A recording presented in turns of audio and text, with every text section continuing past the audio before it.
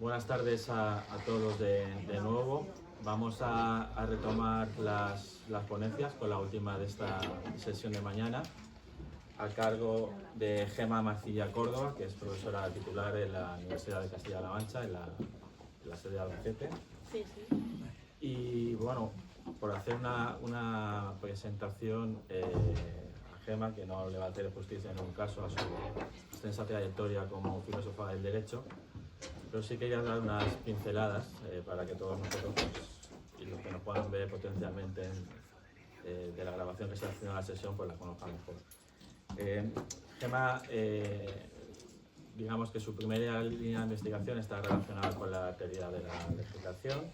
Su tesis se publicó como monografía Racionalidad legislativa, crisis de la ley y la nueva ciencia de la legislación, que fue publicada por el Centro de Estudios Constitucionales.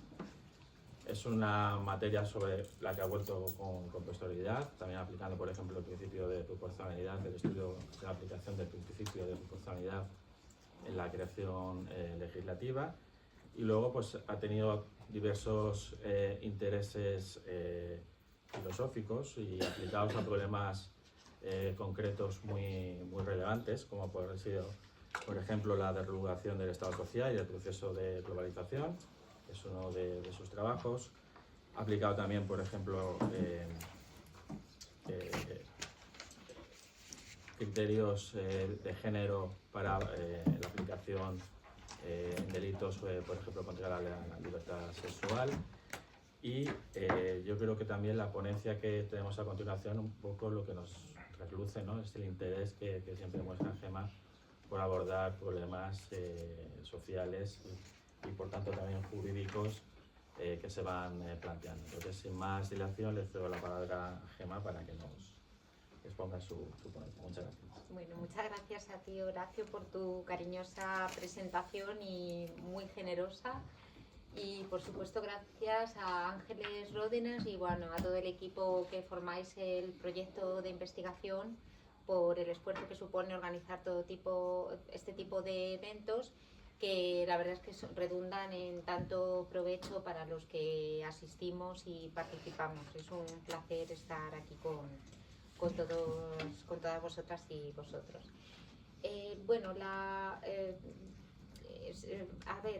La ponencia yo la he titulado El uso de la IA por la jurisdicción, sesgos y alucinaciones y su impacto en la tutela judicial efectiva, y realmente es demasiado pretencioso el título para lo que yo voy a exponer, porque no voy a hablar específicamente de la tutela judicial efectiva, sino en un sentido muy limitado, ¿no? Entonces me parece que es un poco pretenciosa, y sin embargo sí que he añadido entre paréntesis, ahí lo tenéis, y abuso, ¿no? Porque esto es un poco de lo que quiero hablar. Antes de nada, sí que quería hacer una pequeña introducción, y es que, hay quien habla de que los temas de inteligencia artificial en el ámbito jurídico es una moda. Yo creo que no es una moda, creo que es un tema central. Sin ningún género de duda es un tema central la cuestión de cómo el derecho tiene que regular la inteligencia artificial. Y otro tema no menor, que es al que yo me voy a dedicar, es hasta qué punto qué virtualidad, qué uso, qué alcance puede tener, y qué límites también, la IA como instrumento del derecho, como instrumento de la práctica jurídica, que va a ser en esta cuestión en la que yo me voy a centrar. Ahora bien, con todo esto sí que tengo que confesar una intuición que está detrás de todos estos planteamientos y en la que no puedo dejar de pensar, y la extraordinaria ponencia de Nuria Reche es que ella lo ha verbalizado, ¿no? Hasta qué punto el derecho como instrumento de control social tiene o no sus días contados, ¿no?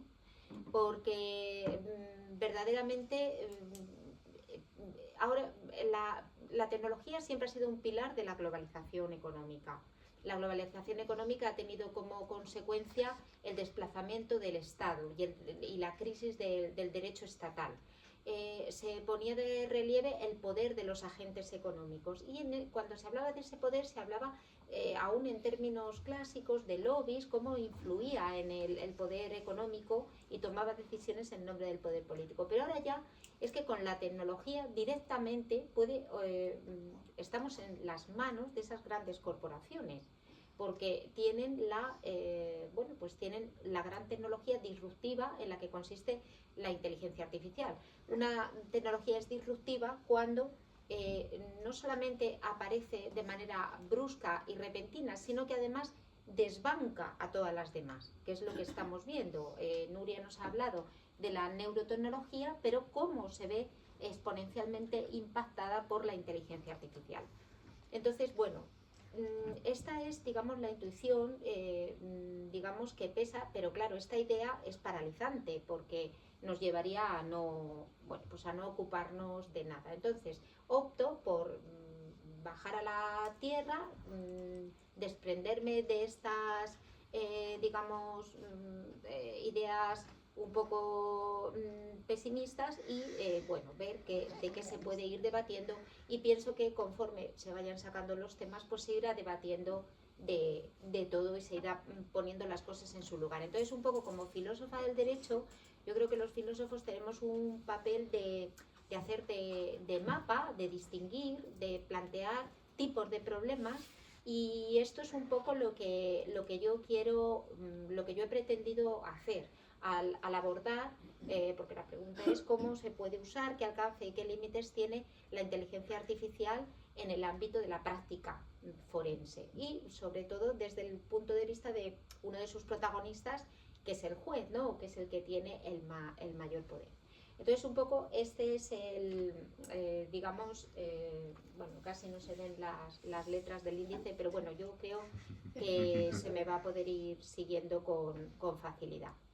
Entonces, bueno, pues evidentemente la inteligencia artificial lleva utilizándose desde hace décadas por parte de los abogados. Hay una herramienta muy importante y muy conocida que es Harvey, que se utiliza por los despachos más importantes de los Estados Unidos.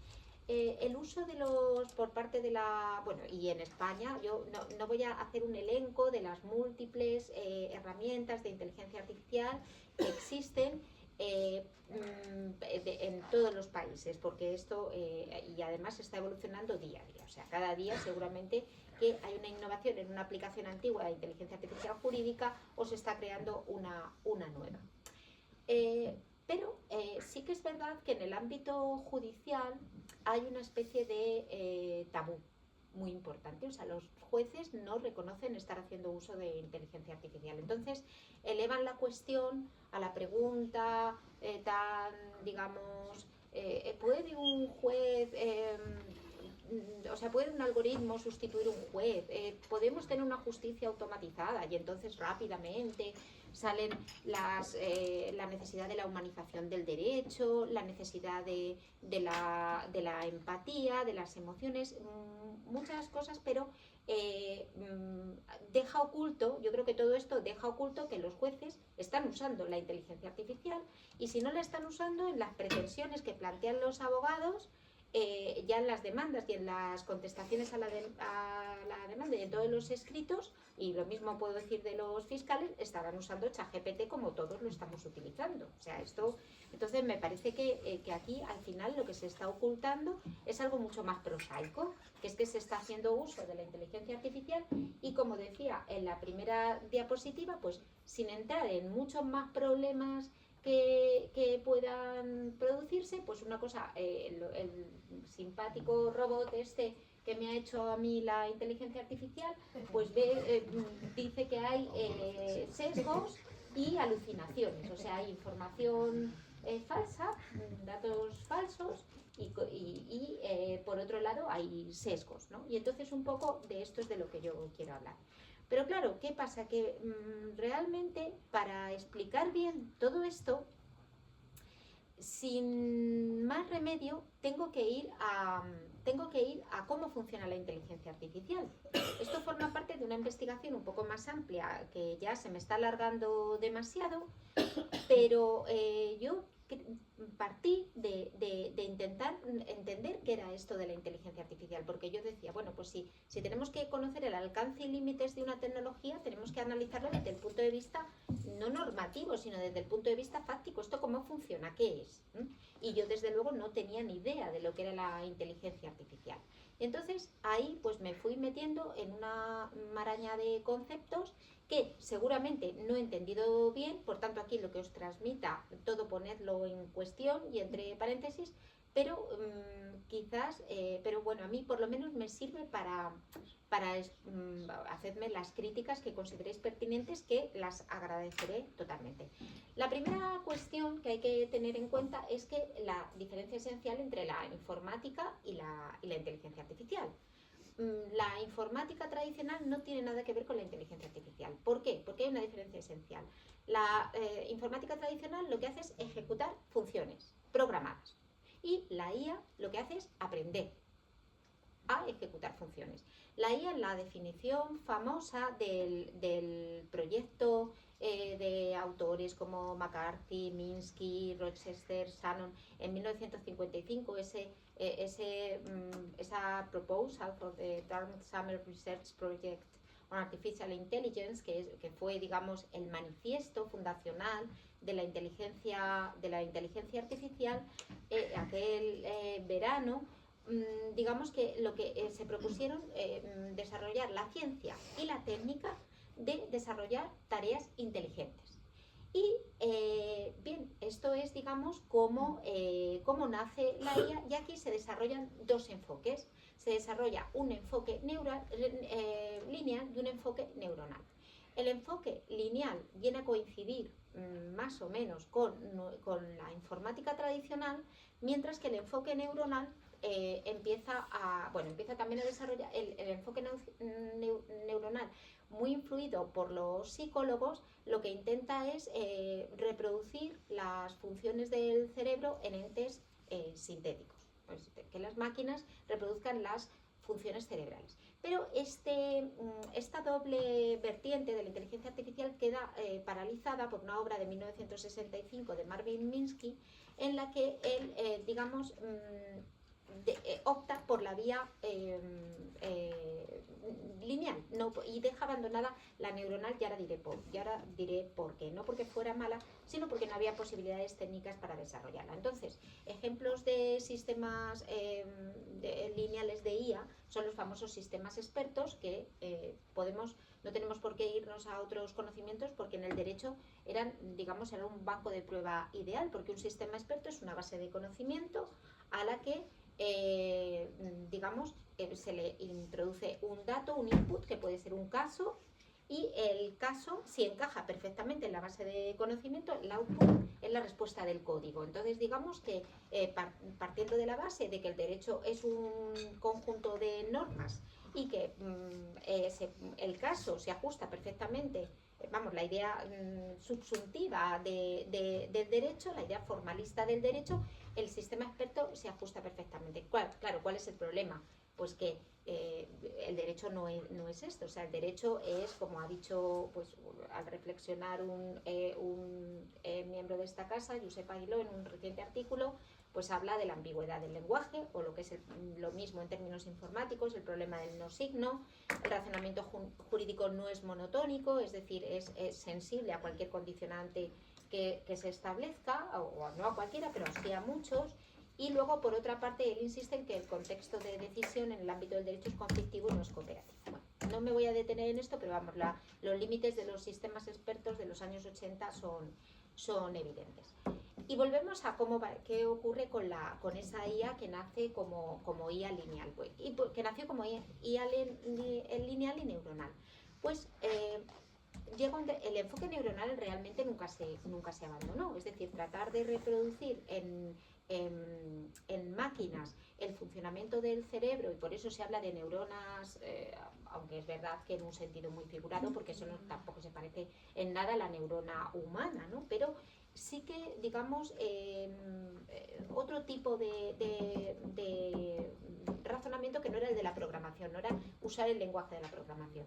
Entonces, se unieron tres factores. En primer lugar, el Big Data, la cantidad de datos disponibles, esto fue a partir del siglo XXI.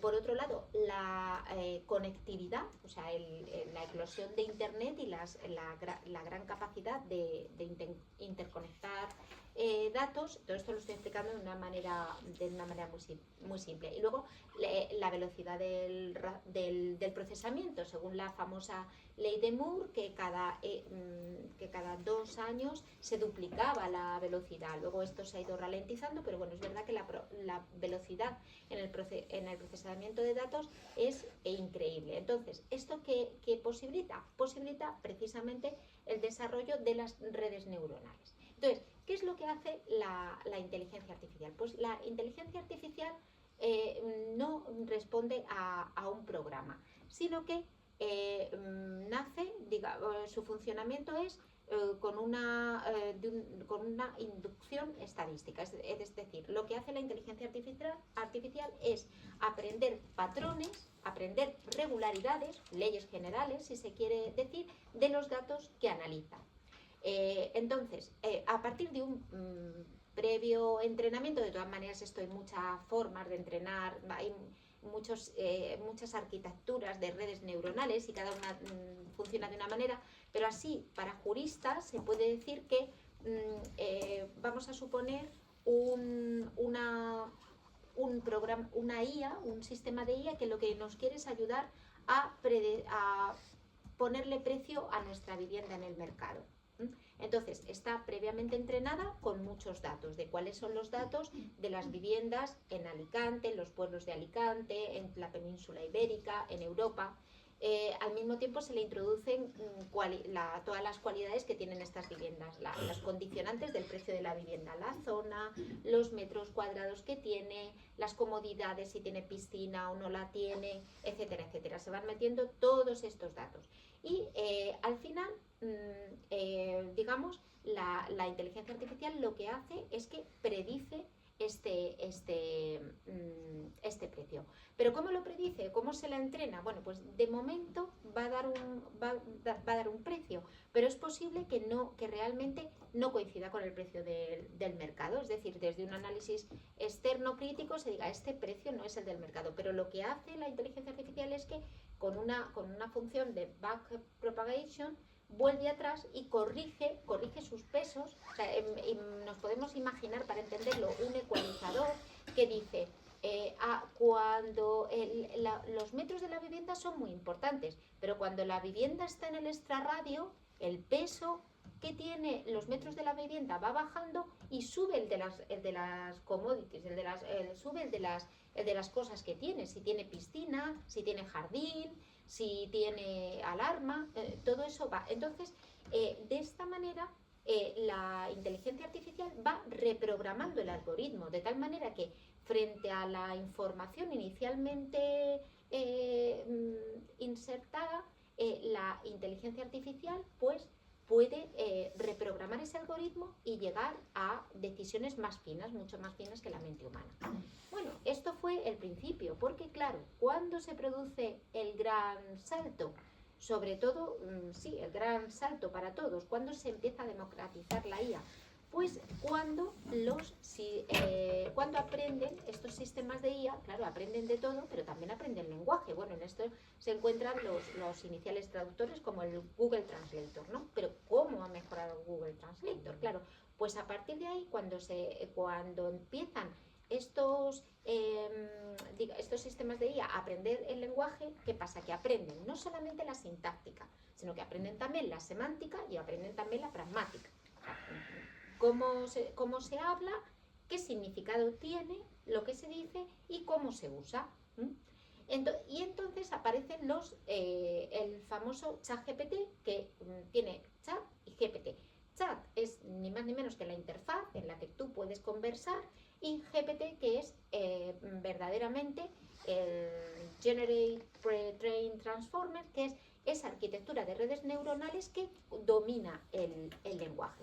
Y entonces todos nos convertimos en potenciales programadores de nuestras propias aplicaciones adaptadas a nuestras necesidades. Esto es básicamente lo que hacen los modelos de propósito general que se introdujeron tan tarde en el reglamento europeo de inteligencia artificial. De ahí esa definición tan críptica del reglamento, que quiere englobar mucho y al final, bueno, hace una definición muy difícil. Bien, entonces ya sabemos cómo funcionan cómo funciona ChatGPT y todos los demás, todos los demás modelos de propósito general. Y también sabemos cómo funcionan estas IAs más específicas. Pero la IA de propósito general, digamos que y sobre todo los grandes modelos de lenguaje, es lo que llevan a cabo el gran cambio. Bien, entonces sabemos cómo funciona la IA, pero ahora queremos saber qué razonamiento, o sea, ahora si decimos que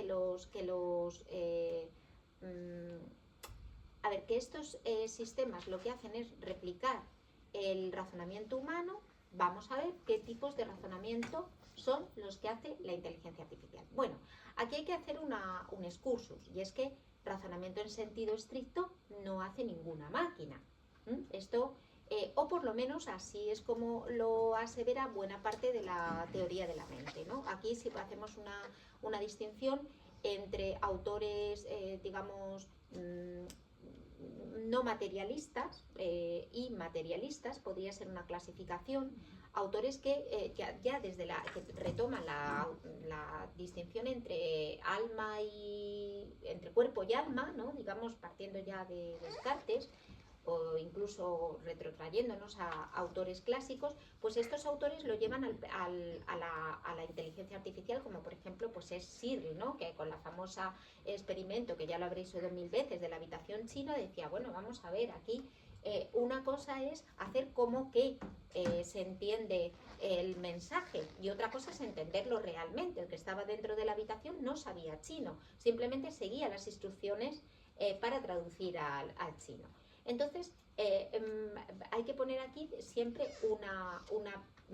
digamos, una premisa, que es la idea de que nunca se desarrolla un razonamiento stricto sensu, sino que digamos, se simula, se imita el razonamiento. Esto, por ejemplo, bueno, aquí tenemos a Daniel González Lagier, que lo ha señalado en un artículo que tiene publicado, bueno, abierto al público, que señala pues esto, que una cosa es que la IA produzca correlaciones verosímiles, y otra cosa es que justifique epistemológicamente. Bueno, luego vamos a ir un poco a esto. Pero bueno, bueno, vamos a ver cómo lo sintetizo un poco. El razonamiento FETEL que hace la IA es el inductivo de tipo estadístico, porque realmente aquí coinciden el razonamiento que simula con la forma de funcionar. No sabría, esta idea desde luego la tengo que atar, no es muy, no la tengo bien expresada, ¿no? Pero sí que es verdad que por un lado está la forma de aprender es inductiva. Bien, es verdad que no es una inducción directa, es una inducción a través de datos, a través de métodos estadísticos. Porque no puede observar la IA, bueno, digamos, habrá sistemas de IA que yo no conozca, pero bueno, por lo menos estos modelos de propósito general basados en grandes modelos de lenguaje lo que analizan son datos, ¿no? Datos que además traducen a vectores numéricos, como ya ayer también nos explicó Julie Pont. Entonces, los analiza e infiere patrones, y de estos patrones obtiene, digamos, pautas que le permiten analizar de manera más fina la información. Entonces, este es el campo en el que se mueve la IA con más soltura.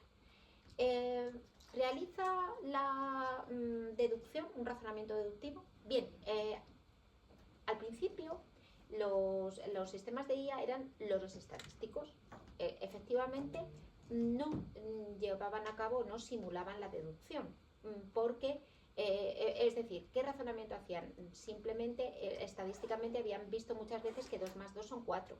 Entonces, como 2 más 2 son 4, y lo he visto en el 99,999% de los casos, pues 2 más 2 son 4. Entonces, por eso eran tan malos en matemáticas. Los grandes modelos de lenguaje se equivocaban con muy simples dilemas, digamos, lógicos, o no sabían responder cuestiones como quién es la madre de la hija de María. No sabían responder a estos, o de qué color era el caballo blanco de Santiago, no sabían responder a cuestiones muy porque no lo habían visto previamente, ¿no? Y entonces, pero esto hay que decir que ha cambiado con los llamados modelos de razonamiento. Entonces, los modelos de razonamiento lo que hacen es que le obligan al GPT a pensar despacio, tomando esta distinción de Kahneman entre pensar despacio y pensar rápido, o pensar rápido y pensar despacio. Se les obliga a pensar despacio. Al principio con prompts diciendo revisa paso a paso, trabaja paso a paso, lee despacio. No, pero ahora ya no. Ahora ya, si buscáis ChatGPT 5.1, que salió el otro día, ya lleva una velocidad automática, una velocidad rápida y una velocidad lenta. Y entonces, cuando tú le obligas a pensar lento, va diciendo los pasos. Entonces, ahí ya se observa algo muy similar al razonamiento lógico. Entonces ya 2 más 2 no son 4 porque se haya visto muchas veces, sino que hay otras razones por las cuales 2 más 2 son 4.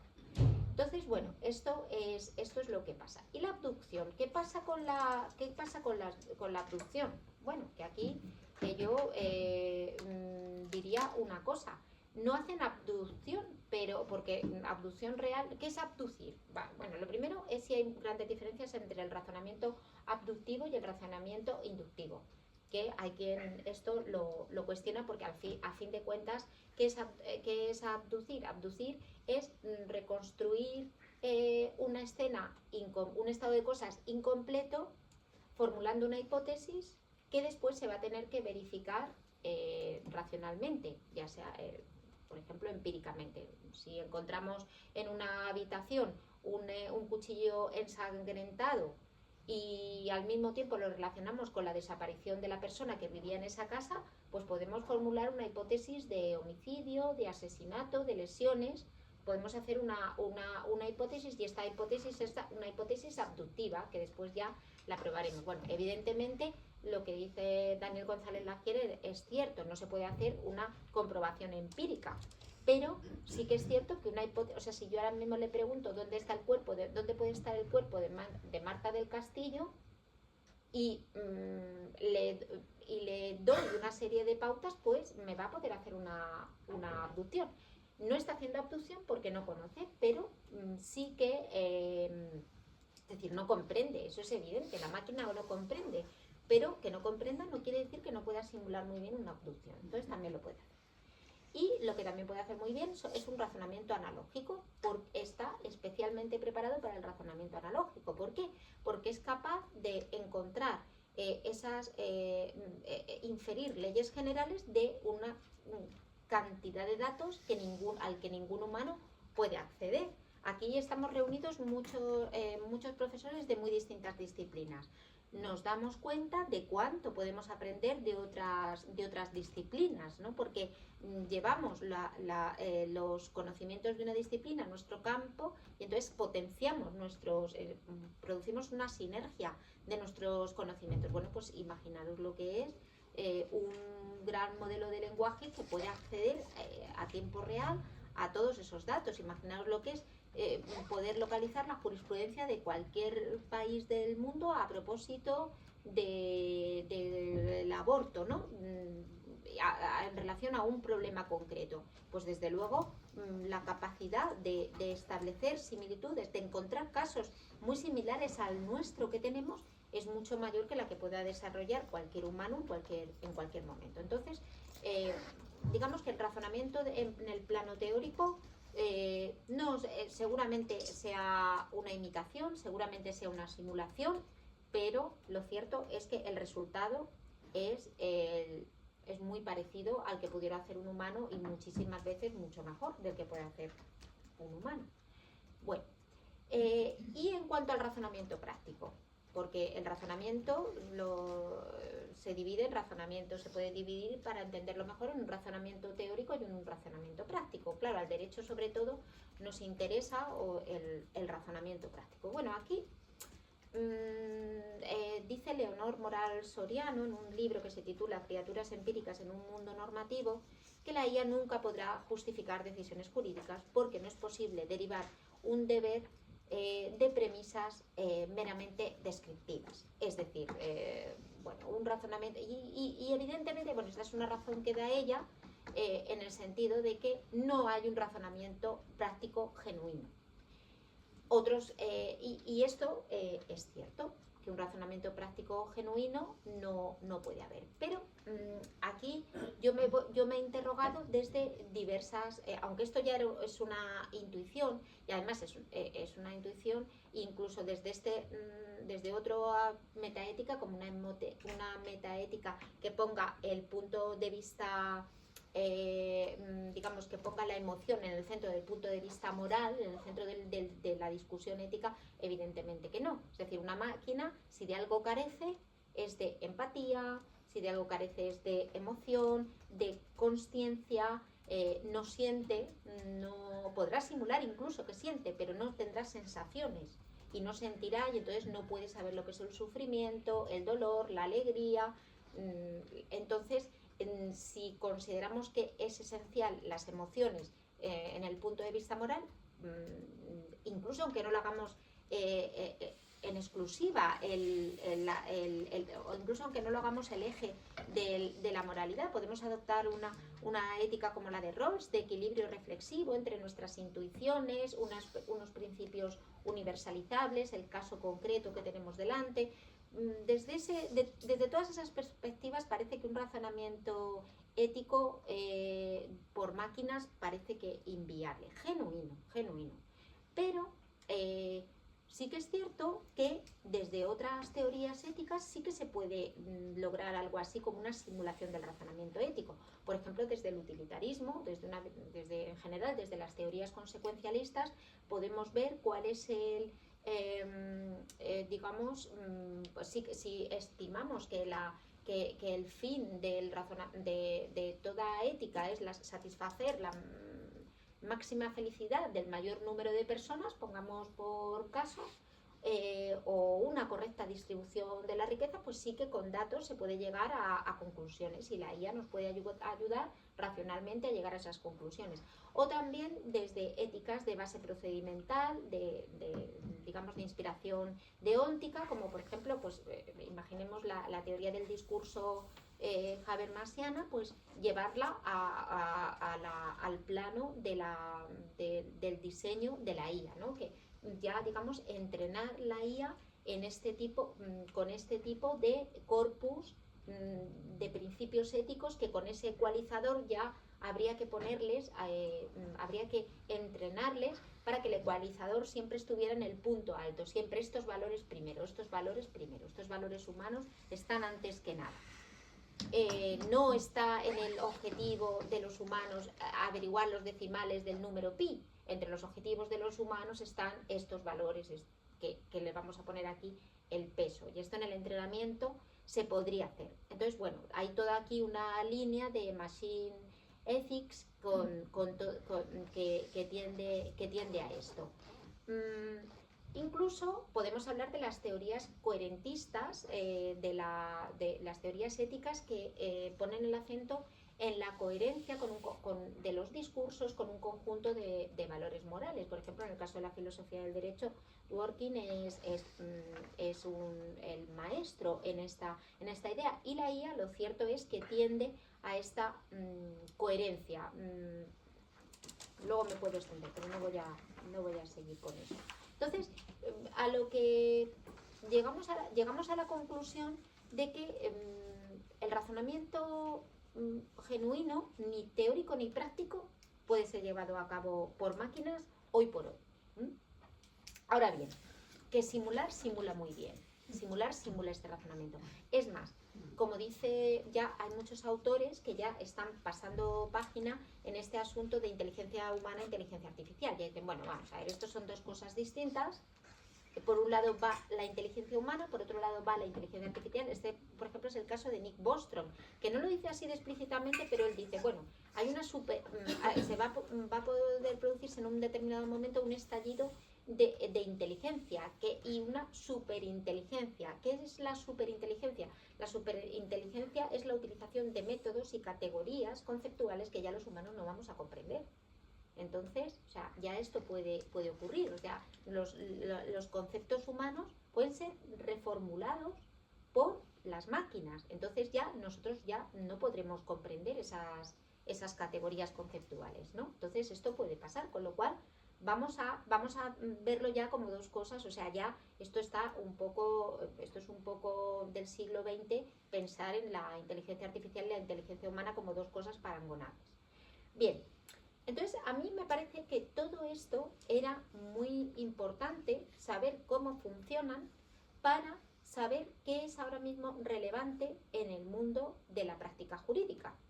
Porque si no se entiende bien esto, se pueden confundir muchos planos y se puede ir a temas, como digo, de mucha altura, dejándonos por el camino temas mucho más pedestres, ¿no? Y es a donde yo voy a ir.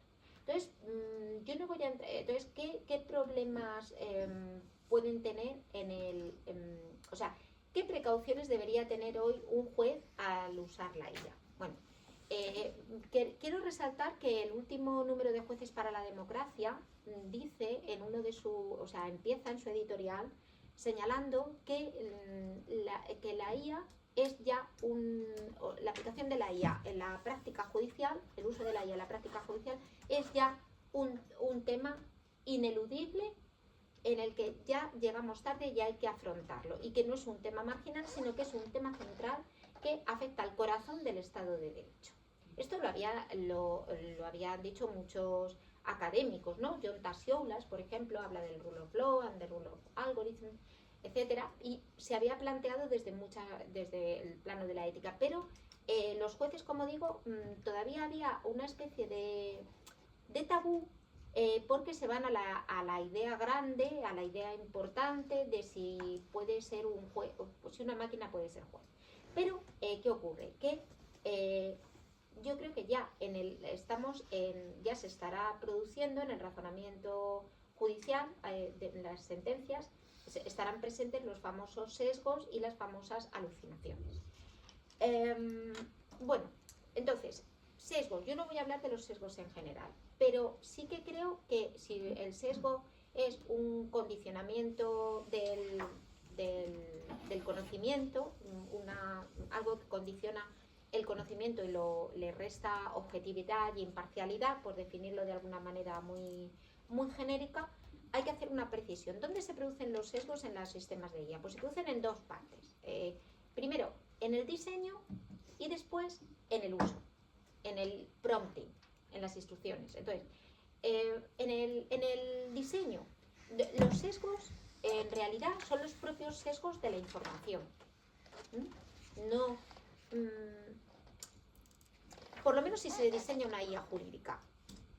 Ahora mismo hay un proyecto del Consejo General del Poder Judicial que se llama el KENDOG, y el KENDOG es una suite de aplicaciones jurídicas que está entrenado con el CENDOG, con la base de datos del CENDOG y con la legislación española, española, europea, o la que queramos introducir ahí en ese corpus, y digamos una doctrina plural y compartida.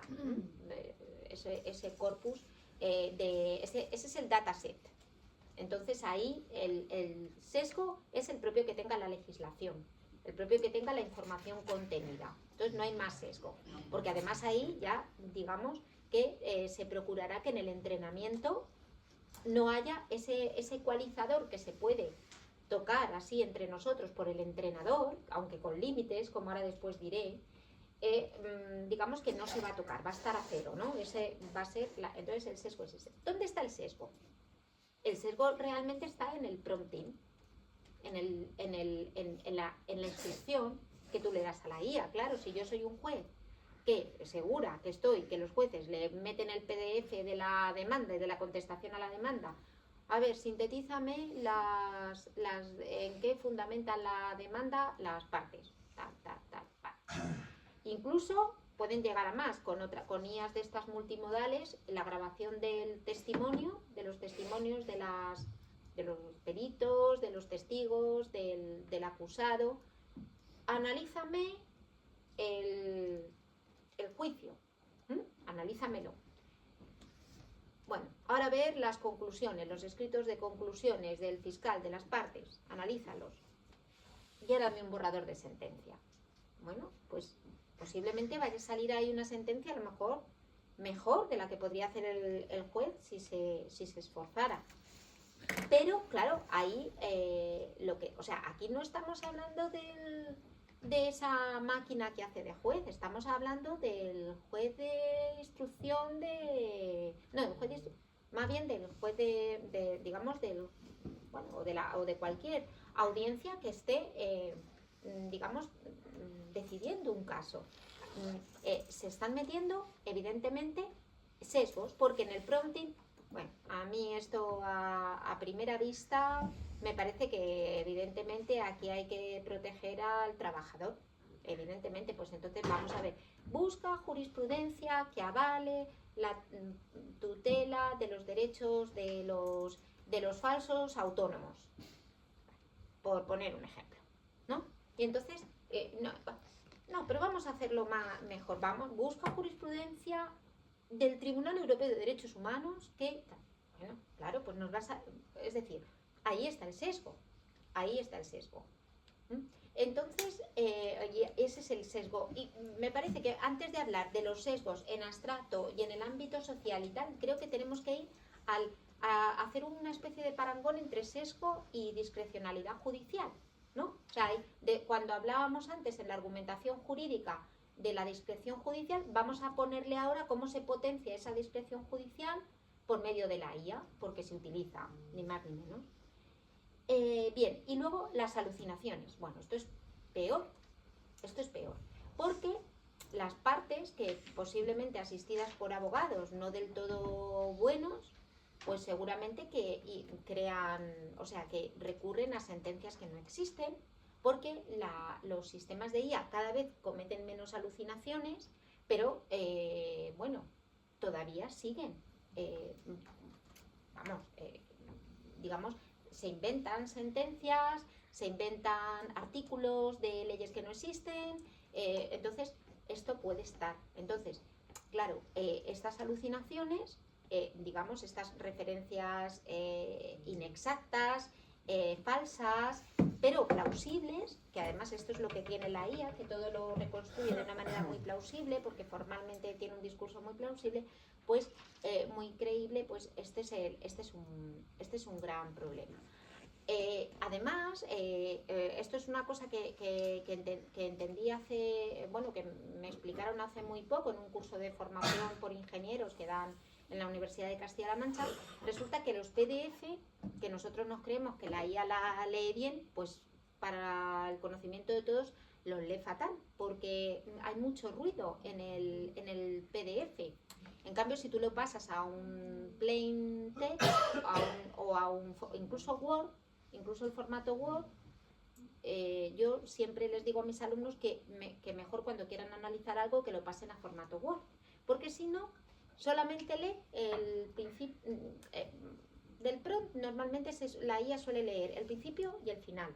Lo del medio no lo lee, pero en los documentos es que hace prácticamente lo mismo, que lee el comienzo y el final. La del centro no lo lee. Entonces, si queréis que un buen análisis de un documento, pues hay que procurar metérselo en un texto Markdown o en un texto plain, porque si no, pues tiene mucho ruido y la inteligencia artificial eso no lo supera de momento. Por tanto, ¿qué es lo que quiero decir? Bueno, yo aquí lo he reconducido al derecho a la tutela judicial efectiva porque me parece que es lo que ya deberían hacer las partes cuando o sea, los que se vean perjudicados en una sentencia, que sospechen, o sea, cuando el abogado tenga que recurrir y sospeche que ahí se ha hecho un uso abusivo de la inteligencia artificial porque encuentra alguna falsedad, alguna imprecisión, que rápidamente, digamos, impugne la sentencia por violación del derecho a la tutela judicial efectiva, porque si algo tiene derecho justiciable, pues es a la aplicación del principio de legalidad, a la motivación de las decisiones judiciales y conforme a derecho, no a derecho inventado o inexistente, y también tiene derecho obviamente a la imparcialidad, etcétera, etcétera, etcétera. Entonces, bueno, un poco qué conclusiones un poco a la que llego. Claro, todo esto es muy pedestre contrastado con la afirmación que realizaba al principio, muy prosaico, mejor dicho.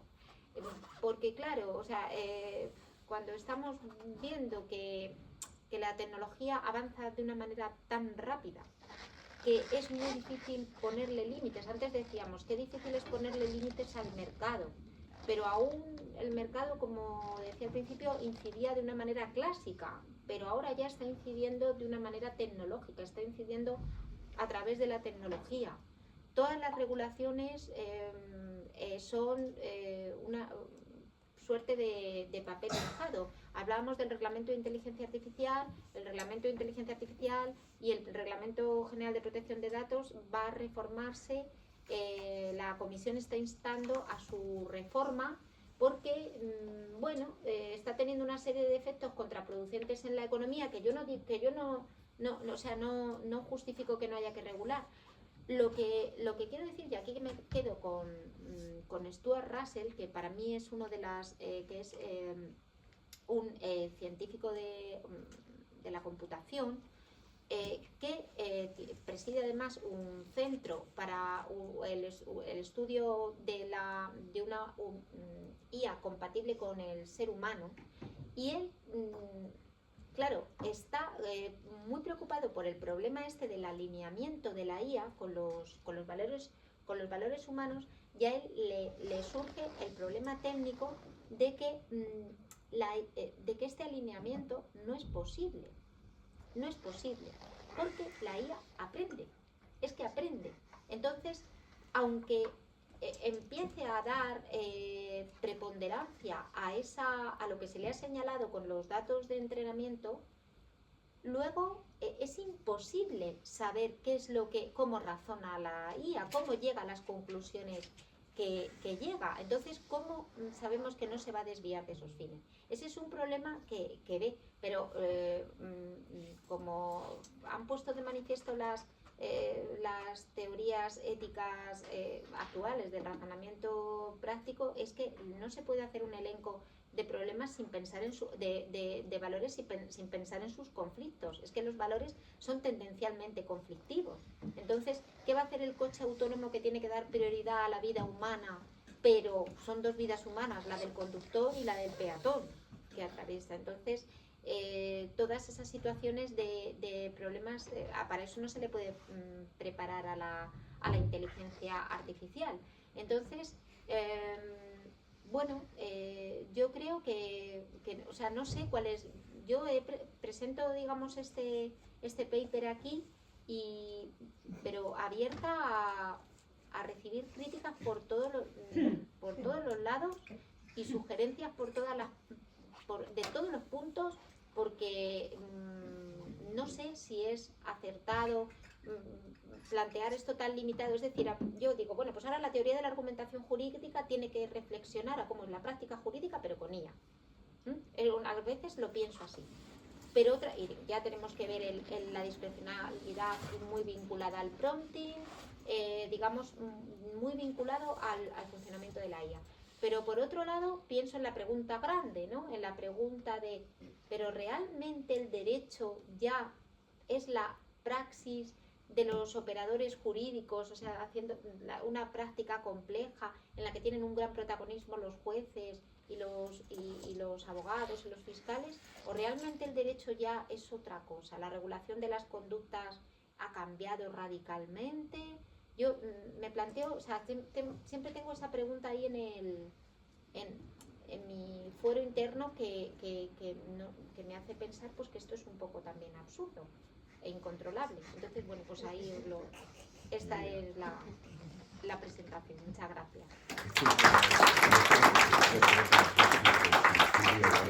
Muchas gracias, Gemma, por tu ponencia. ¿Sabe un turno de preguntas? Sí, hola. Tengo que comentar y porque me salen las ideas y las palabras a borbotones, o sea que voy a intentar ordenarlas un poquito. En primer lugar, muchísimas gracias, Gemma, por tu interesantísima y brillante exposición, en realidad de los problemas, no de las soluciones efectivamente, sino de los problemas que genera esta IA. Es decir, el uso de la inteligencia artificial en las decisiones judiciales, que es lo que más me ha preocupado a mí también como investigadora. Entonces, simplemente unas precisiones que son las que, precisiones. Básicamente, lo que yo me he ido planteando conforme he ido investigando el tema. Primero que donde básicamente se da el problema de la decisión por un algoritmo de inteligencia artificial es en la interpretación de las normas. Porque en la interpretación es donde se introduce la discrecionalidad judicial. Es decir, sobre todo por ejemplo, y especialmente cuando el juez tiene que valorar una determinada prueba, pues estamos hablando de la libre valoración de la prueba, por lo tanto entra en juego el razonamiento humano y los sesgos inherentes a todo razonamiento humano, porque el sesgo es inherente al ser humano. Eso por un lado, y efectivamente los algoritmos de inteligencia artificial no pueden, por mucho que intenten imitar el razonamiento humano, no lo pueden imitar hasta tal punto, aunque también tengan sesgos, porque en la decisión que tenga que tomar, en el razonamiento que haga un juez a la hora de interpretar la norma, entran en juego muchas variables que son inherentemente humanas. Por lo tanto, la IA no puede llegar ahí. Eso por un lado. De forma que hasta ahora, y dejando a un lado el tema de la responsabilidad de la decisión y de cómo ha llegado ese razonamiento, porque efectivamente los expertos dicen que es imposible saber de momento qué camino ha llevado el razonamiento algorítmico, porque no se le ha enseñado aún a la IA a explicar, es decir, a fundamentar la decisión que ha tomado. Eso por un lado, y por otro, porque ya digo que son muchas cosas, pero no solamente en el derecho a la tutela judicial efectiva tiene impacto, sino especialmente en el derecho al debido proceso del artículo 6 del Convenio Europeo de Derechos Humanos, en toda su interpretación y a todos sus niveles. En el derecho de defensa, porque efectivamente no se puede defender contra el acusado, por ejemplo, me da igual, o en civil, no puede contradecir la decisión porque no sabe cómo se ha fundamentado y cómo se ha razonado. Por lo tanto, es como si un juez no fundamentase su sentencia y simplemente dijese, bueno, usted es culpable o usted está condenado a pagar al demandante esta cantidad. ¿Y por qué? No se sabe. Entonces, este es un grave problema. De forma que, efectivamente, es un tema al que nos tenemos que enfrentar todos los juristas a nivel interdisciplinar, porque afecta a todos, a todas las disciplinas, tanto las sustantivas como las materiales, procesales, filosóficas especialmente, porque de verdad que ahí tenéis mucho que decir. No es una cuestión de saber si va a llegar o no, sino cuándo, porque va a llegar, definitivamente. Y ya nos enfrentamos a la utilización no solo de la IA por los jueces. Es que hay una sentencia de la Corte Suprema Argentina, no sé si la conocéis, es de hace unos días, os doy la referencia si queréis, la 1239/2025 de 4 de junio, en la que un juez, en su justificación, es decir, en su fundamentación jurídica de la sentencia, pues se le olvidó borrar el... Hilo, como los alumnos. Entonces, claro, ahí se anuló, evidentemente, porque, claro, también no solamente afecta al artículo 6 y al derecho a la tutela judicial efectiva del artículo 24.2 de la Constitución, sino a todos los principios que afectan al juez en su valoración de la prueba, en el momento de la valoración de la prueba. Principio de inmediación, principio de... bueno, todo. No solamente, ya digo, el razonamiento, sino otros principios que afectan al acto del juez de aprehender lo que resulte de la prueba, es decir, los hechos o la valoración, el momento exacto de la valoración. De forma que, ya digo, es un problema enorme, es un problema que merece toda nuestra atención, sobre todo como juristas, y que en estos momentos exige una regulación mucho más concreta, mucho más específica que la que tenemos en la actualidad, especialmente con la norma europea, la IACT, que bueno, simplemente dice estos prohibidos, estos permitidos, necesita la interacción humana, pero no dice cómo tampoco. Sí. Y bueno, simplemente era eso, por si, como decir, habías pedido un poco también de feedback. Sí. Pues... Pues Tú le quieres hacer una... Iba a decir cuando pueda ser, pero no. No, gracias por la presentación. Estábamos mirando la sentencia en la prensa argentina. ya la socializaré, esto es muy bueno. Es buenísimo. Está muy buena. Bueno, no la conocía. Es interesante la exposición.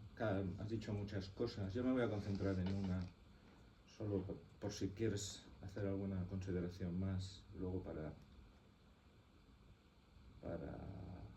en general, para todos, ¿no?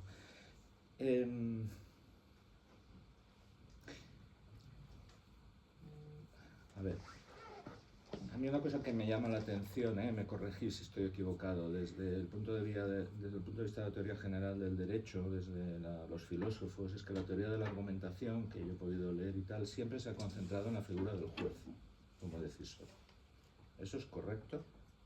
Tomáis el juez. Es así. No solo, pero No, fundamentalmente sí. Fundamentalmente. Yo provengo del ámbito del derecho administrativo y ahí hay un decisor muy importante que es el decisor administrativo también, ¿no? Por tanto, yo ayer introduje algunas reflexiones sobre los decisores administrativos, voy a acabar de perfilarlas muy rápidamente para que tú puedas llevándolo un poco a la vía judicial. Yo lo que sostenía ayer atropelladamente es que, por diversas razones, yo y otras personas creemos, no está Daniel Fernández Lagier, creo que ya se ha ido, pero bueno, que habrían ciertos límites en el uso de jurídicos, en el uso de la inteligencia artificial. Desde el ámbito del derecho administrativo nosotros lo hemos expresado con la idea de reserva de humanidad. Vale, vamos al juez. El reglamento de inteligencia artificial, otra cuestión que daría para mucho, pero no quiero acaparar tiempo, es el tema de tu escepticismo sobre la regulación o sobre las posibilidades de la regulación. No sé si nihilismo ya prácticamente. Le decía a Silvia que la teoría del suicidio se extiende por el seminario. Yo no soy naif, pero creo que la regulación tiene su sentido, y esta tarde Bosch nos explicará una sentencia del Tribunal Supremo que, gracias a que existe una regulación, ha dado lugar a una reacción y ha permitido a la sociedad acceder a un código fuente. Es decir, escepticismo sí, o pesimismo activo, pero bueno, esto no es el caso. El reglamento de inteligencia artificial, en el considerando 61, en mi interpretación con el anexo 3, prohíbe que una inteligencia artificial dicte una sentencia.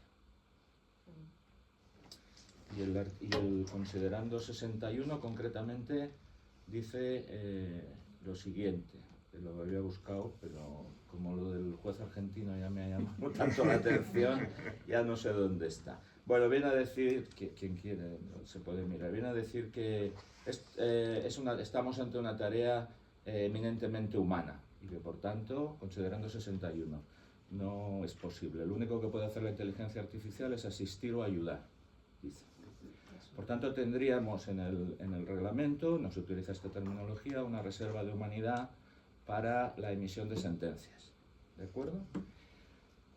Igualmente que para el decisor administrativo, leyes como la legislación alemana o leyes en España como la catalana o la gallega de 2025, la gallega de 2025 utiliza la expresión reserva de humanidad, dice también que hay un límite a la sustitución de humanos por máquinas, que concretamente en el ámbito administrativo se hace una distinción entre potestades regladas y discrecionales. Allí donde la norma vincula completamente el comportamiento del decisor administrativo, no habría el problema en una automatización total que sustituyera al humano, pero allí donde hubiera discrecionalidad administrativa o margen de valoración volitivo, se establece el límite de reserva de humanidad. Ahora lo llevo de lo administrativo a lo judicial. Yo voy a provocar. No estoy de acuerdo con el considerando 61 y al anexo 3. ¿Por qué? Porque a lo mejor en el ámbito judicial, que no sé si se hace, también habría que manejar una distinción reglado-discrecional. Es decir, el anexo 3 prohíbe en todos los casos la automatización total en la emisión de sentencias, haya margen volitivo de apreciación o no. Me corregiréis y habrá gente aquí que sabrá más que yo, pero yo he hablado con privatistas y me dicen, hombre, hay juicios, monitorios, etcétera, que realmente es una máquina de hacer churros. Yo no le veo el problema para una automatización total de los jueces. En cambio ahora, de acuerdo con el reglamento de inteligencia artificial, eso estaría prohibido. Pues yo no sé si, lo planteo, no sé si tendría que estar prohibido. En cambio yo creo que nos deberíamos de concentrar en el elemento volitivo, en el margen de apreciación, que entiendo también, todos estamos de acuerdo que existe en el ámbito judicial. Desde luego en el administrativo es la esencia del derecho administrativo, pero entiendo que en el ámbito judicial también. Entonces, si esto es así, yo te voy diciendo cosas. Si esto es así, pues tendríamos que pronunciarnos. Pues estoy de acuerdo, no estoy de acuerdo con el anexo 3 y el tal, porque debe haber reserva de humanidad. ¿Cuándo? ¿Siempre o solo cuando hay un margen de valoración? Y luego preguntarnos, ¿y por qué? ¿Cuál es la razón última, no? Que tiene que ver con cosas que has dicho tú y que son muy profundas y que hay gente que sabe más que yo, pero ya entra el tema de varios temas que tú has suscitado, pero que no me ha acabado, francamente, de quedar claro cómo lo ves tú, que también me gustaría. Has hablado en algún momento de emociones, has hablado bueno, sí. Pues ahí son grandes temas. Aquí la filosofía, la teoría general tenéis mucho que decir y tenemos que aprender de vosotros, ¿no? Entonces, pero bueno, te pongo este caso concreto del anexo 3, que actualmente en España, no sé si habéis visto la película Justicia Artificial, Sí. de Simón Casal, que está muy bien. Bueno, pues actualmente en España ese referéndum pues no tendría sentido, porque el anexo 3, que ya es y el considerando 61, prohíbe la automatización de todo tipo de sentencias. Yo creo que se les ha ido la mano, pero podemos hablar, ¿eh? Entonces, si seguimos ese razonamiento, ¿nos quedamos relativamente tranquilos o no? No, los jueces no podrán... A la máquina no le puedes dar que haga una sentencia. La podrás hacer servir de apoyo, de asistente. Una especie de becario cualificado que procesa muy rápido, ¿no? Bueno, de letrado, de clerk, ¿no? Que procesa muy rápido y te da un borrador y tal. Bueno, tranquilos, ya está todo garantizado. ¿Seguro que está todo garantizado? Porque el reglamento y la normativa... y hablan del concepto del human in the loop, de la supervisión humana, el artículo 14 del reglamento. Entonces, tranquilos, porque un juez supervisará. ¿Sí? ¿De verdad? ¿Qué pasa con el sesgo de automatización? Porque tú has hablado de sesgos en el diseño y de otros sesgos, pero es decir, es todo el proceso hasta llegar al final, el humano. Que es como un placebo que nos hemos dado. Tranquilos, que la decisión última la va a tener el humano. Un humano que tiene cientos y no miles de casos, que tiende a un sesgo de automatización y además a un ahorro de energía cognitiva, que es otra manera de decir que somos vagos. En cuanto vea que más o menos el programa le funciona, ese sesgo de automatización, además habrá gente más lista que este, ¿no? Retirará la última cláusula. Aquí tienes... Pero quiero decir que hay cosas complejas, entonces no sé si tú estás de acuerdo con la distinción reglado discrecional, no sé si crees que tiene un papel las emociones o no tienes. Tú me has pedido, dime cosas, yo te digo, mójate. A ver, ¿cómo lo ves tú? Vale. Yo creo que si puedo ir contestando algo o no. O hay que acumular todas. Yo creo que que por las ahora horas que- creo Sí, venga, vamos a pues nada. intentar Hacemos una hora, bueno, un poquito menos. No, son las 2:30. Claro, acumula. Son las No, 2:30. venga, claro. Pues hay que acumular, hay que acumular. Por hacer una breve, Sí, brevísima. por eso. Juan Ramón. Yo creo que estamos. Yo le iba a unos papeles que tuve que hacer, le iba a poner el título de balbuceos de la inteligencia artificial. Yo no soy tan optimista, ¿eh? Estamos en época de balbuceo. Y la segunda cosa que quería decir, para ser breve, es el temor atávico al juez robot.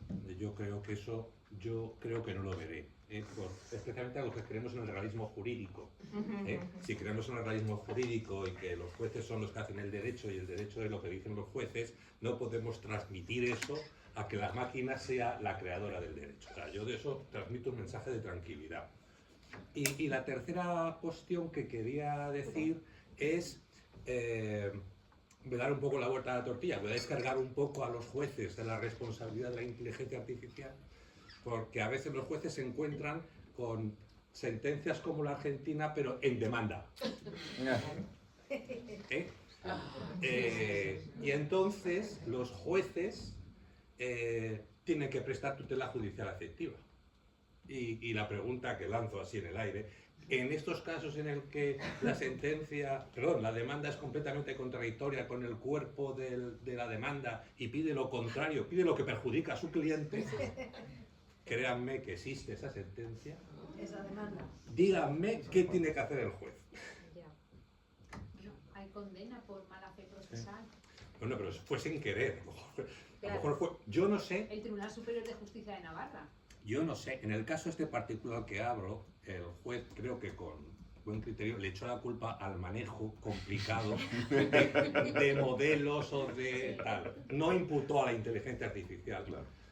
Y entonces hizo otra cosa. Pero te quiero decir, es un problema que la inteligencia artificial no crea problemas para los jueces, también crea problemas para el resto de operadores jurídicos. Sí, yo lo que querría para tratar de contestar algunas cuestiones que se han planteado aquí es tomar la distinción entre lo que es tomar una decisión y justificar una decisión. Porque claro, la inteligencia artificial puede tomar decisiones, claro que puede tomar decisiones.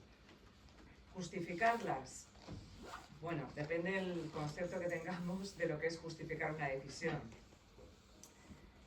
La toma de decisión por parte de la inteligencia artificial va a ser una toma de decisión basada en regularidades estadísticas. Bueno, en el caso de supuestos extraordinariamente reglados y tal, ni siquiera esto.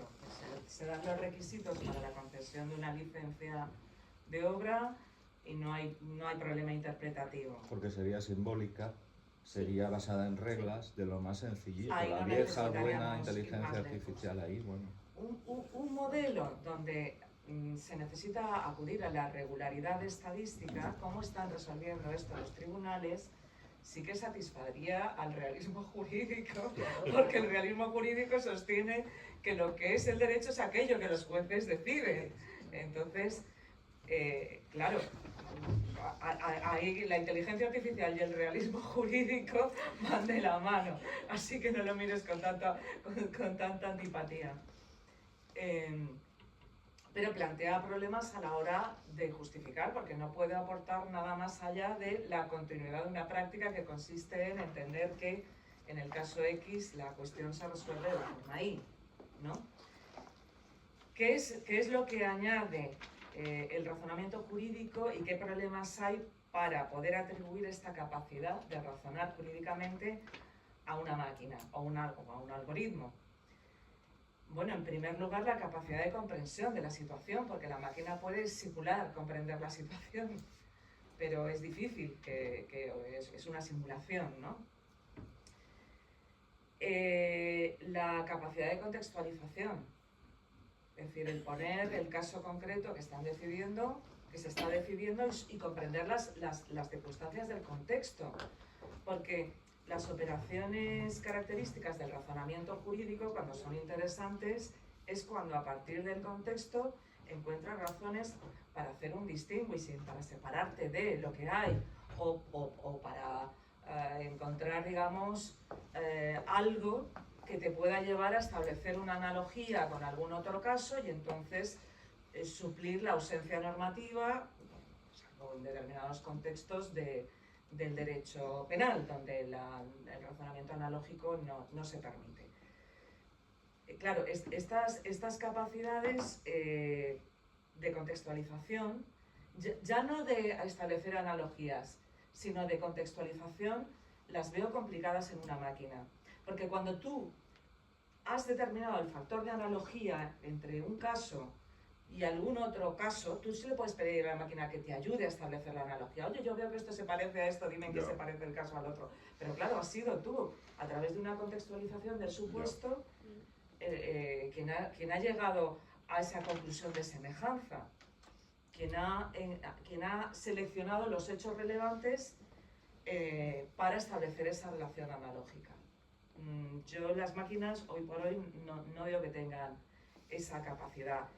Y luego, claro, desde un punto de vista normativo, es decir, de trasladar la normatividad inherente a la autoridad del derecho hacia la sentencia, es decir, para que la sentencia tenga esa carga normativa, tenemos necesariamente que el razonamiento jurídico tiene que ser un acto de obediencia por parte del juez. Alguien tiene que obedecer, ¿me entendéis? El compromiso, digamos, es necesario también para trasladar la normatividad y la autoridad del derecho al resultado final, que no es solo la toma de decisión, sino también esa argumentación, es decir, estoy obedeciendo, algún agente jurídico tiene que decir, estoy obedeciendo al derecho, y la máquina no puede simularlo, pero no puede obedecerlo. Estas son consideraciones absolutamente filosóficas que se me ocurren. Johan, tienes Muy al hilo de lo de Ángeles, y posiblemente te entendí mal.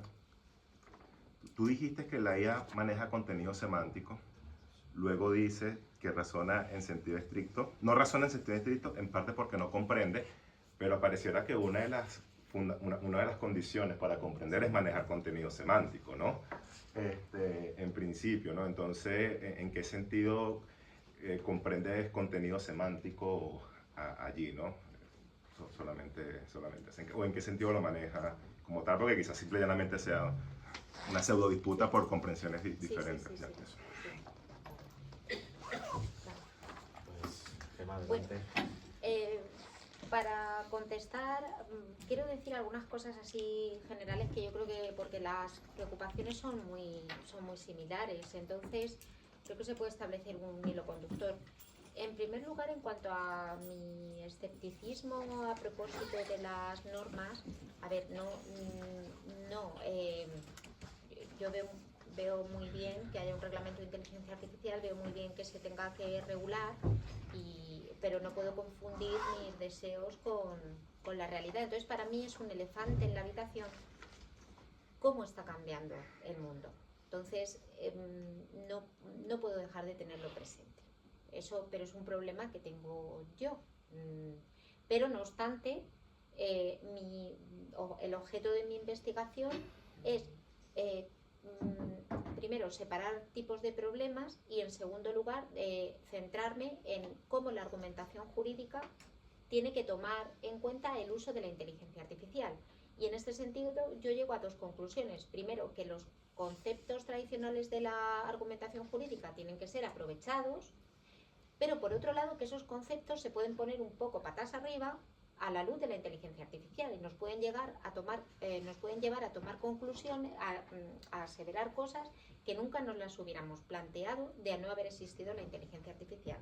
Como por ejemplo la cuestión de la empatía y de las emociones. Es decir, una teoría que en principio las emociones, o sea, Montesquieu dice que el juez dicta, es la boca muda que pronuncia las palabras de la ley. Bueno, ahora ya resulta que podríamos tener en principio con un sistema experto eso, y resulta que el sistema experto se puso de manifiesto ya en los años 80 que el derecho no era eso, sino que el derecho no cabe en un dataset, sino que el derecho es una práctica, y como una práctica es compleja, es multidimensional, es cambiante y el caso es el caso, y etcétera. Entonces, esto un poco en cuanto a mi actitud y mi metodología, mi aproximación metodológica. Y ahora entrando en temas ya más concretos. Por ejemplo, y empiezo ya por orden, por Carmen. Yo creo que aquí los problemas que tú has planteado, creo que sintetizaría las cuestiones que propones en tres tipos de problemas. O en tres tipos de problemas. ¿Qué hacemos con la IA frente al mal juez o el juez, digamos, vago, por decirlo de alguna palabra, que también los hay? Luego, ¿qué hacemos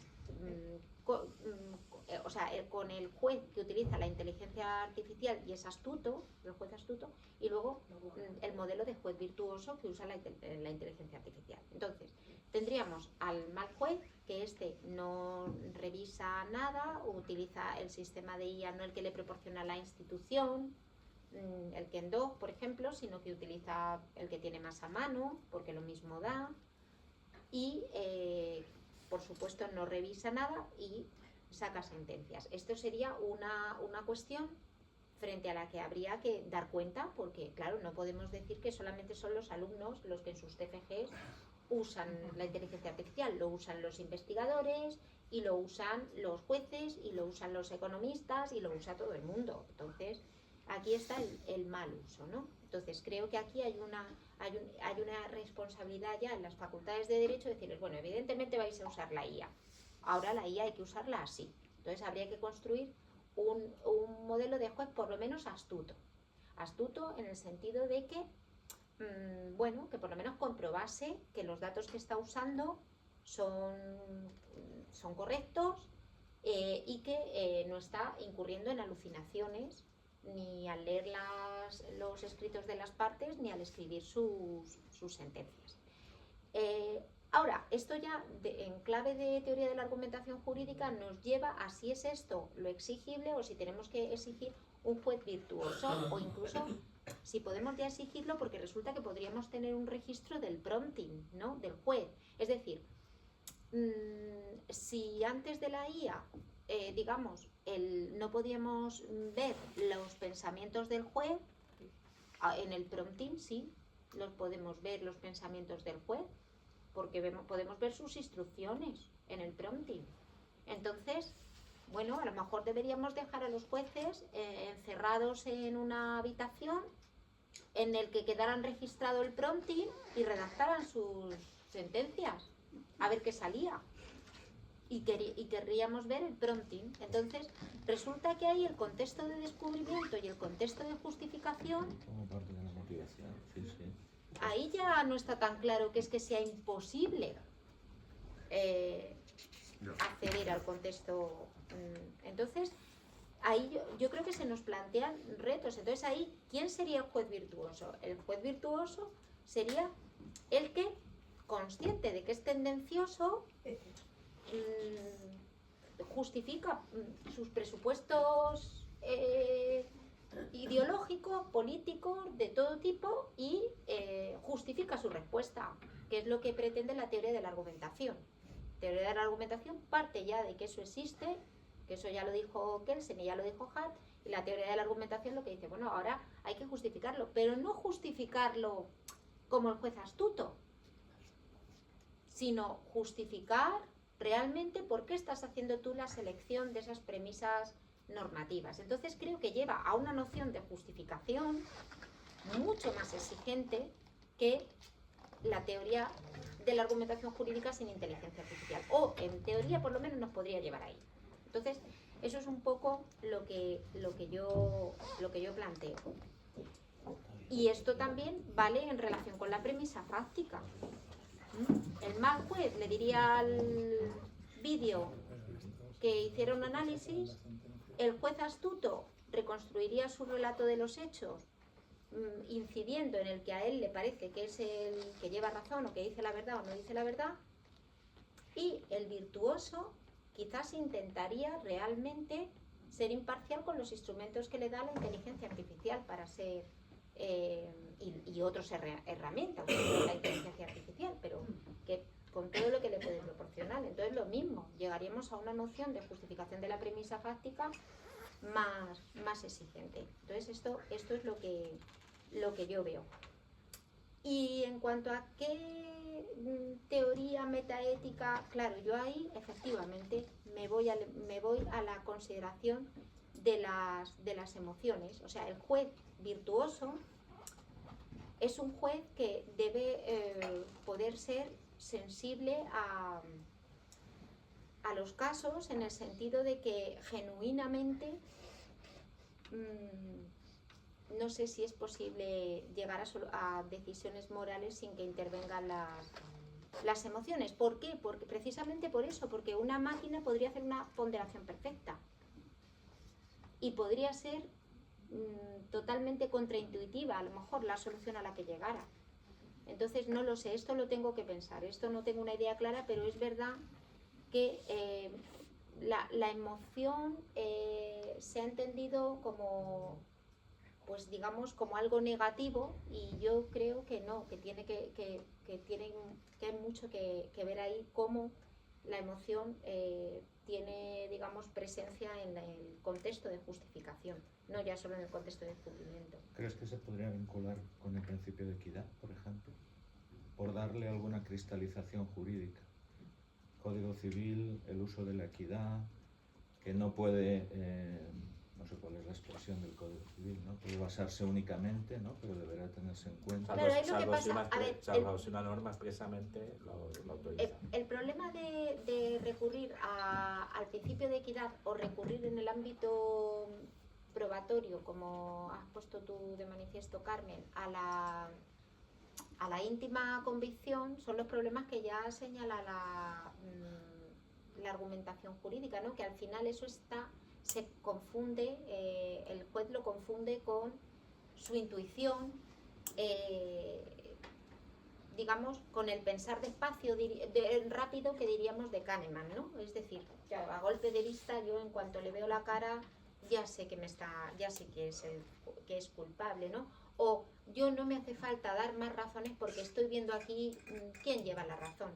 Yo sé que esa pobre mujer está siendo maltratada y aquí hay que dar respuesta al caso. Y quiero decir que que yo creo que hay que llegar hay que imbricar la presencia de la emoción en la justificación de las decisiones de una manera muy cuidadosa, para que no se confunda con la corazonada.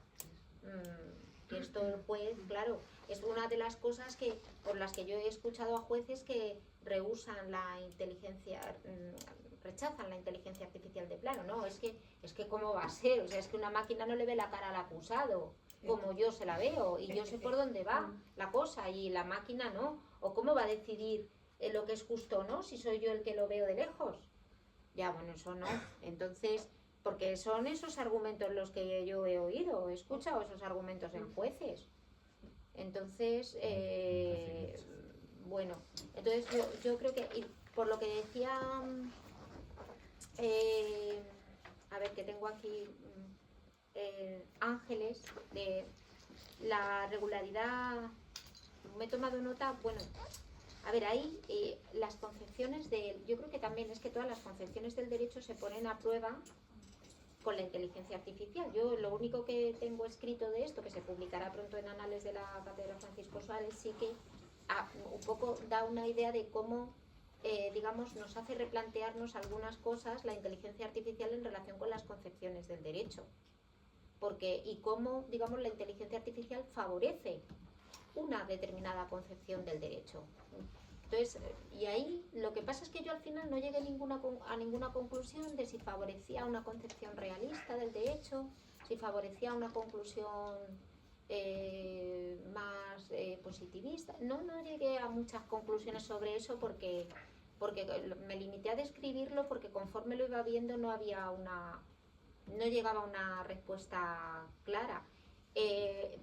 Porque tampoco, o sea, la regularidad estadística, o sea, salvo que todos los abogados se conviertan en abogados vagos y los jueces en jueces vagos, que eso sí que daría lugar a, digamos, a un realismo jurídico loco, porque habría sentencias que no existirían, artículos que...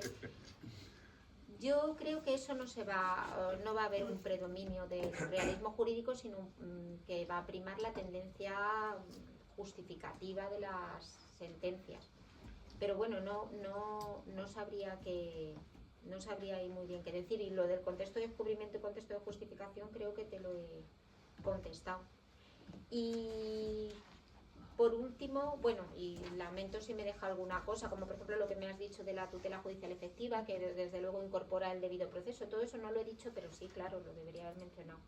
Y lo que me pregunta Joan, que sobre vamos a ver, esto también es complejo y es verdad que le tengo que dar una vuelta. O sea, ahí... pero sí que es verdad que la inteligencia artificial no reproduce ya de manera simplemente... no es un loro estadístico, o sea, no es el cielo es la palabra más probable azul. No es eso ya lo que hace la inteligencia artificial, sino que la inteligencia artificial condensa esa información en vectores numéricos y los aproxima también de manera conceptual. Es decir, el concepto ardilla está próximo al concepto árbol y está lejos del concepto cafetera. Entonces, no es la cercanía no es una cercanía meramente sintáctica o formal, sino también conceptual. Entonces, si es así como funciona, ya de ahí que puedan hacer analogías plausibles. Entonces, claro que no razonan, son máquinas, pero el resultado al que llegan es muy parecido. O los modelos de razonamiento. Si probáis el último modelo de ChatGPT 5.1 con el agente, con la función agente que está debajo, el agente hace cosas por ti. O sea, yo le puedo decir, busca en el CENDO una sentencia sobre tal tema. Y entonces se mete en el CENDO y busca. Pero entonces a lo mejor te dice, estoy buscando resolución, pero dentro de resolución tengo que poner sentencia, porque tú me has dicho sentencia del Tribunal Supremo. Entonces, es decir, que piensa. que razona. No, el agente es un ejemplo de cómo va razonando, de una manera quizá todavía muy rudimentaria, pero razona. Lo que pasa es que también está dicho, y esto lo digo a propósito de la transparencia, que me parece muy complicada, porque claro, para hablar de transparencia de la IA, lo primero es que hay que entender muy bien cómo funciona la IA. Y si es buena o mala la transparencia, porque decía este autor, Russell, dice que no es buena la transparencia, porque si un modelo revela cómo ha hecho el entrenamiento, qué datos ha utilizado y toda la estrategia que ha seguido, está como dándole todas las armas a quien quiera crear una IA totalmente desalineada con valores humanos. O sea, le estás poniendo en bandeja que te copie el modelo, pero entrenarlo para fines perversos. O sea, le estás diciendo, vale, ahora entrénamelo para cómo, o sea, ahora a ver cómo puedo hacer el crimen perfecto, cómo puedo, porque tú puedes entrenar un modelo de IA en tu ordenador. Entonces, el modelo el chino que salió, que era de código abierto, tiene sus pros y sus contras, ¿eh? También el modelo de código abierto, o sea, a lo mejor solamente ciertas personas podrían mirar el código abierto, pero no código abierto para todos, porque eso es como decir cómo se construyen, no sé, cómo se hace un arma nuclear a cualquiera, o no lo sé, no me salen, no sé qué ejemplo. Y luego también es verdad que en lo de la transparencia también se ha descubierto que los modelos de razonamiento han aprendido a mentir, a decir que están haciendo una cosa y están haciendo otra. Entonces es que hay tantas limitaciones técnicas que ese es un reto para el derecho. Las limitaciones no ya las sociales, las culturales, las políticas, no, las técnicas. Pues muchas gracias, Gemma. Vamos a dar por finalizada la sesión.